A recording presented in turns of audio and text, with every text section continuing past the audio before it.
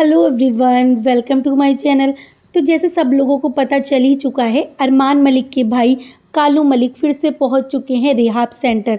वो इतनी बार rehab centre होके आ चुके हैं, लेकिन जो उनकी नशे की लत है वो छूट नहीं रही है। इस बार उन्होंने नशे की हालत में अपने घर का बहुत ज़्यादा नुकसान कर दिया। उन्होंने अपने घर के सारे सामान को तोड़ दिया।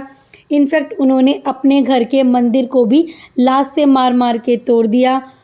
फ्रिज, एलईडी सब कुछ उन्होंने तोड़ रखा है। जैसा कि उनके बच्चों ने अपने व्लॉग में दिखाया कि हम लोगों को कह देते हैं ना सब लोग कि आप बार बार अपने पापा को रिहाब सेंटर भेज देते हो, लेकिन अब देखो हमारी तो मजबूरी है ना, हम क्या कर सकते हैं। इन्होंने इतनी गंदी हरकतें कर रही हैं। घर का ऐसा कोई भी सामान नहीं है जो ठीक हो, सब सामान को इन्होंने तोड़ रखा है।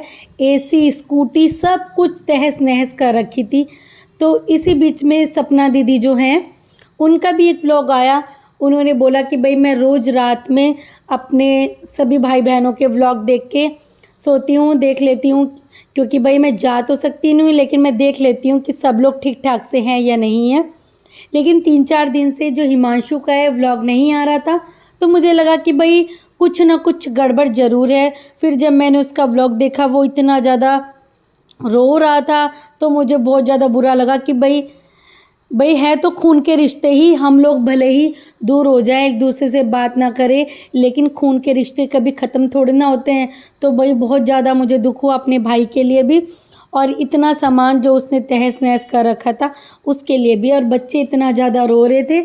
तो मेरी भाभी के साथ में तो बात नहीं हुई, लेकिन मेरे भतीजे हिमांशु के साथ में मेरी बात हुई। मैंने उससे पूछा कि बेटा तुम सब सही हो, तुम्हारी मम्मी के ज़्यादा चोट तो नहीं लगी है, क्योंकि कालू ने नशे में मार पिटाई तक की है।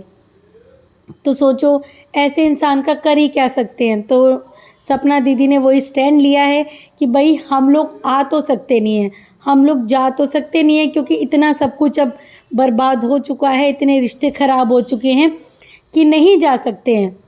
पर हम हालचाल तो एक दूसरे का ले सकते हैं ना, क्योंकि रिश्ते कभी टूटते नहीं हैं ऐसे।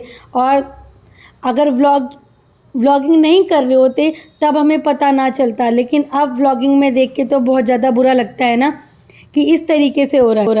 क्योंकि जब आंखों से इंसान देख लेता है अपने फैमिली मेम्बर को इस तरीके से, तो दुख तो जाहिर सी बात है होता है। तो सपना ने यही बोला कि मेरी भाभी से तो मेरी कोई बात नहीं हुई, लेकिन मैंने हिमांशु से बात की। रात को ही मुझसे रहा नहीं गया, और मुझे पूरी रात इस चक्कर में नींद भी नहीं आई कि किस तरीके से सब कुछ कर रखा है नशे की हालत में। बच्चे भी बड़े हो रहे हैं।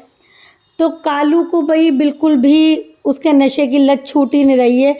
जैसा कि आप उनके व्लॉग में देख सकते हैं, सब कुछ तोड़ रखा है, मंदिर तक तोड़ रखा है, और बच्चों के साथ मारपीट भी करी है उसने, जैसे बच्चे दिखा रहे हैं। और इतना बुरा लगा ना कि देख के कि भाई नशा क्या चीज़ है।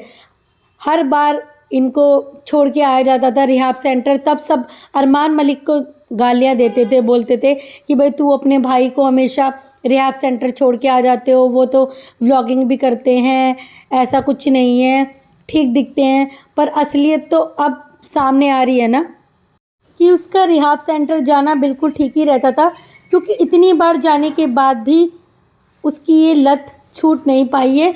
और वो अपने घर में ही लड़ाइयाँ कर रहा है, वो अपने घर के सामान को ही तहस नहस कर रहा है, अपनों को ही चोट पहुंचा रहा है। तो ऐसे इंसान को तो फिर रिहाब में भेजना ही चाहिए ना। और मजबूरी में कोई कर भी क्या सकता है।